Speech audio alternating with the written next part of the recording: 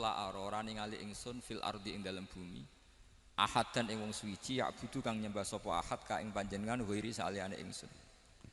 Ya Allah, sungguh saya sangat susah karena engkau zat yang begitu penting, kemudian yang tahu kalau engkau Tuhan itu hanya saya. Sampean ngenes gak misalnya ada orang melihat saya itu marhafid kemudian tidak tahu kalau beliau orang alim, sampean sebagai muridnya ngenes gak? Ngenes kan? Ada orang memperlakukan Mbah Mun tidak tahu kalau beliau seorang alim alama, kita sebagai santrinya ngenes gak? Ngenes. Lah ini Allah yang Tuhan, kemudian orang tidak ada yang memperlakukan dia sebagai Tuhan, bahkan nyebut saja tidak mau. Itu ketersiksaannya Nabi Ibrahim. Kalau kita kan tersiksa mergo ora di duwe, ora payu rabi, terus sing wis payu rabi ora iso wayo, ya gitu-gitu. Macam-macam kesulitan. Itu jadi apa, jadi wali itu sudah berat karena orientasinya agak tentang Allah tapi tentang diri sendiri. Ana sing susah proposal ragu ya Mas Angga. Macam-macam. Artinya Nabi Ibrahim itu orang yang benar-benar Khalil Rahman. Beliau tersiksa ini karena dunia dianggap gak fair. Masa Allah zat yang begitu penting kemudian mereka nggak tahu. Maka awal dari nubuah itu apa? Menaukan, al-i'lan, mempermaklumatkan Allah di alam raya ini. Makanya nggak ada nabi kecuali memaklumatkan diri. Saya dulu awal-awal Habib Soleh mau nyai, saya bilang orang alim itu harus ngaku kalau alim. Habib juga harus ngaku kalau Habib. Yang orang miskin tidak usah ngaku, sudah konangan. Wong elek ora usah ngaku, wis ketora elek. Sudah. Karena agama ini pertama yang menolong itu memaklumatkan. Sehingga pertama Nabi jadi Nabi dari Gua Hira, pertama apa? Cara saiki nggih kira-kira memaklumatkan. Tapi reso dibahasakno jumpa pers. Tapi yang jelas pertama yang dilakukan Nabi setelah di Gua Hira apa? Memaklumatkan diri kalau beliau adalah Nabi. Sehingga dikumpulkan semua, terus beliau memaklumatkan diri kalau saya ini Nabi. Karena nggak ada artinya Allah kalau tidak dimaklumatkan. Makanya di Quran itu kalau menyebut Allah atau menyebut kebenaran selalu dimulai dengan kata fa'lam, harus dingertikan. Kita ngerti kemudian mengertikan ke orang lain. Makanya saya sering dulu bilang ke Habib Soleh, nggak boleh orang soleh menyembunyikan diri. Karena nanti kalau orang-orang soleh menyembunyikan diri, sing zuhara ala wajilil ardi adalah sesuatu yang nggak benar. Coba misalnya gini, orang bisa terhibur lewat dangdutan, terhibur lewat maksiat. Sementara orang nggak bisa terhibur lewat thala al badru alaina, asyraqal qaunub dihaja dan sebagainya. Maka orang-orang soleh adalah orang yang bisa memaklumatkan Allah, memaklumatkan Rasulullah, memaklumatkan Quran, dan supaya itu diterima. Karena awal dari orang terima itu tahu dulu. Nah ini tahu saja enggak. Makanya Nabi Ibrahim susah, ya Allah, engkau zat yang begitu penting kemudian tidak diketahui. Ini apa-apaan, enggak fair. Akhirnya Nabi Ibrahim diangkat sebagai Khalil Rahman untuk menaukan atau untuk memaklumatkan Allah Subhanahu wa ta'ala. Nah sebelum itu beliau dihibur, diterbangkan ke langit, ke alam malakut. Kamu susah ya, kenapa susah? Karena zat sepenting engkau kemudian tidak ada yang menyembah. Terus dijak ke alam malakut, ditunjukkan sekian juta malaikat, sekian ribu malaikat, semuanya membaca tasbih takbir. Ibrahim senang. Oh ternyata sing seneng jenengan banyak. Loh, coba kalau kita punya kiai kayak Mbah Mun, semakin yang seneng banyak kan semakin kita seneng. Kalau nggak ada yang tahu kan kita tersiksa.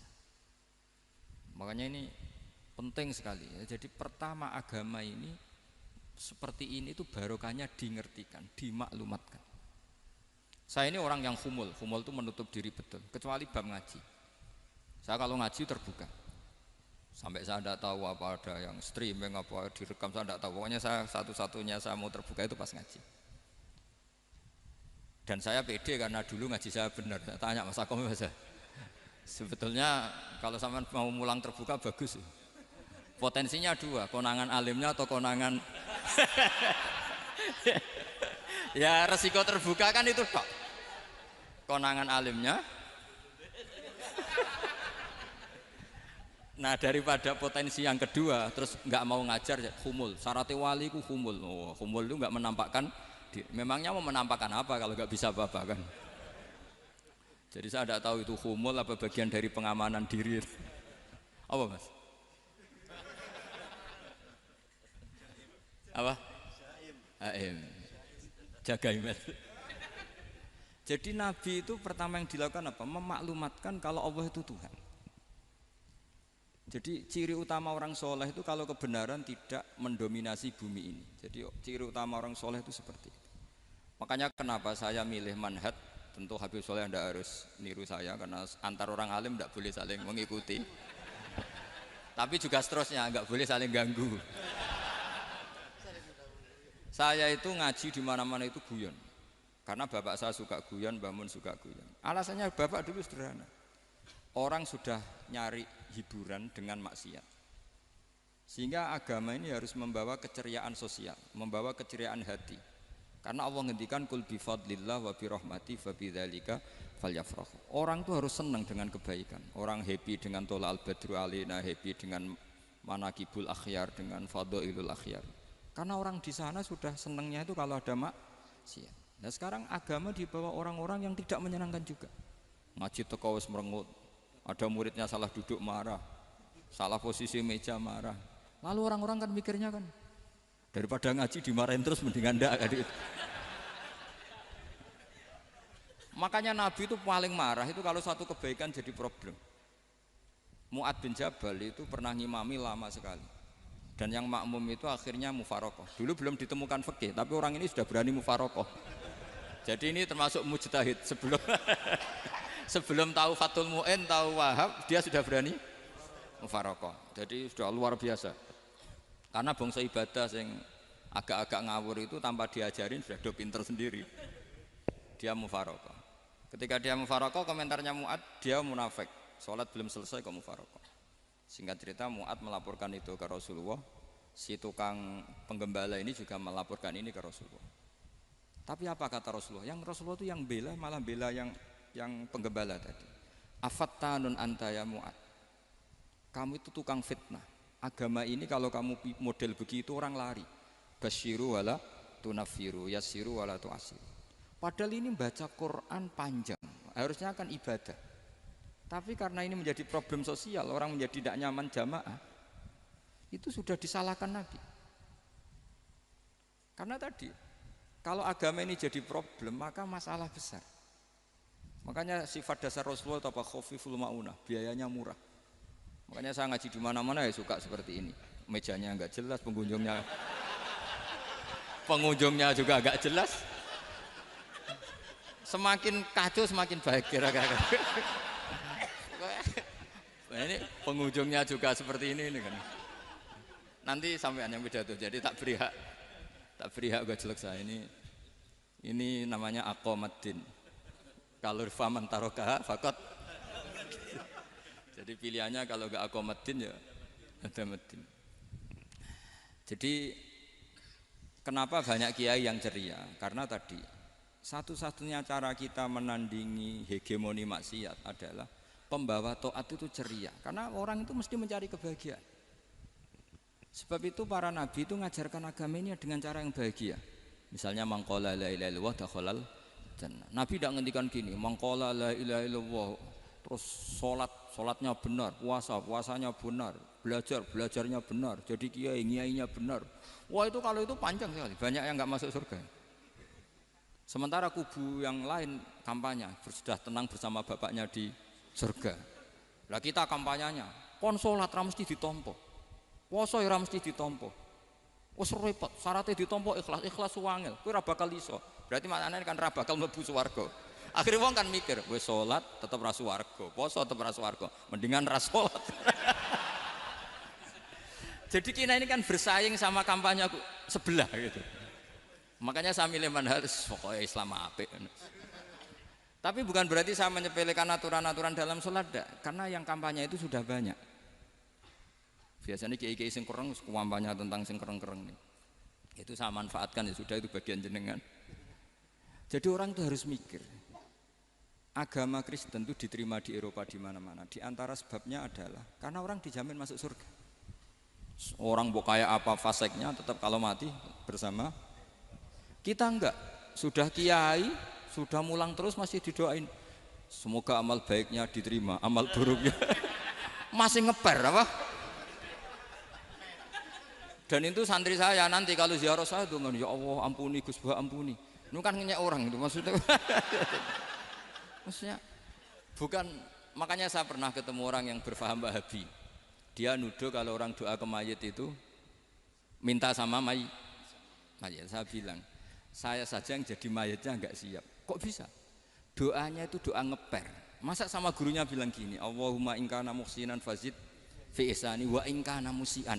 Masa gurunya ditaklek? Jadi dia tidak yakin betul kalau gurunya muhsin. Masih ditaklek, jika guru saya baik maka gini ya Allah. Jika guru saya buruk maka gini. Loh saya tuh gak pernah doain Mbah Mun gitu. Tak anggap gak sopan. Jadi kalau saya berdoa ya Allah, jenengan izzihi apa ya, jenengan balas lah. Izzihi anna anil muslimina khairan katsira. Wa antal ghafurur rahim wa anta gitu. Saya enggak tega muni wa ingkana musian. Jadi kayak ada sopan. Loh kalau aku yang mati sapi lagi. Tak balik malah. Ingkana musian. Malah ada terusannya bahwa kadzalik. Jadi makanya mereka kan sering pakai dalil. Andai kan tradisi itu benar, maka yang paling pertama melakukan itu sahabat. Selalu mereka berargumentasi, kalau itu tradisi yang benar, maka pertama yang melakukan itu sahabat. Ya gak mungkin sahabat masa bilang ke Nabi ingkana. Bisa kafir berat kan? Masa kesolehannya? Loh andai kan Abdul Qadir wafat di mana ini ngomongin? Beduk. Saya tidak akan berdoa seperti itu. Oh bisa marah Abdul Qadir Jailani. Masa kesalahan beliau di ingkana musinan sama ingkana musian. Jadi orang tuh harus mikir. Jadi saya dengan bukan berarti Gus Bak bid'ah menciptakan doa baru. Ini bukan urusan menciptakan. Orang yang punya sopan spontan seperti itu. Ini bukan urusan modifikasi doa enggak. Makanya kenapa para nabi itu tidak disolati dengan cara seperti itu, langsung assalamu alayka ya Rasulullah, assalamu alayka ya Abu Bakrin, assalamu alayka ya Umar. Enggak mungkin kita mengatakan ya Abu Bakrin, ya Allah ingkana. Masa Abu Bakar di ingkana? Kalau dia bukan kalau beliau ashabu Rasulillah, pasti orang Sayyid itu dzurriyyatu Rasulillah, pasti al-tahirin al-mutahhari. Guru-guru kita ini guru-guru kita. Jadi tolong doa itu. Nah, kalau terpaksa doa wa ingkana musian, anggap saja hafalnya hanya itu, tapi jangan dijiwai apa? Jangan apa? Dijiwai. Kalau ditanya, "Lho Gus ini orang soleh kok doanya wa ingkana musian?" Itu kan guru jenengan. Apalku ikut tok. Tapi ora usah dimaknani, apa? Karena sekali dimaknani nanti kan. Jadi ini urusan etika, urusan rasa. Saya teruskan ya, karena jadi saya mohon sekali, apa-apa itu ada aturannya. Ada aturannya. Ya tentu kita ikut masal saja. Semua selain Nabi, selain para wali kita enggak apa-apa doa Allahumma ingkana musinan wa ingkana musian. Tapi di hati kita sebetulnya ketika mengatakan ingkana musian itu coro Jawa hanya rapalan. Rapalan itu ya sudah ngomong saja, tapi enggak usah apa? Enggak usah dijiwai ya. Yang dijiwai kita adalah sifat ghafurnya Allah. Bukan status mayitnya, tapi sifat ghafurnya Allah. Karena kata musik itu kan enggak nyaman. Makanya Nabi itu hebatnya Nabi, ya tentu karena bentukan Allah Subhanahu wa taala. Adabani Rabbi fa ahsana ta'dibi. Itu kalau nyifati tentang keburukan orang mukmin itu diikutkan sifat ghafurnya Allah. Jadi misalnya gini, kalimatnya liyukaffirallahu anhum aswa alladzi amil. Atau sebagian ayat misalnya wa yukaffiru anhum sayiatihim. Jadi sebetulnya kalau terpaksa mengatakan orang itu buruk, itu sebenarnya dari Allah dulu kita mengatakan Allah itu zat saking baiknya itu mengampuni salahnya seseorang. Jadi nyifati Allah dulu, Allah saking baiknya itu mengampuni salahnya orang-orang baik. Karena orang-orang baik juga manusia, Ustadz juga. Tapi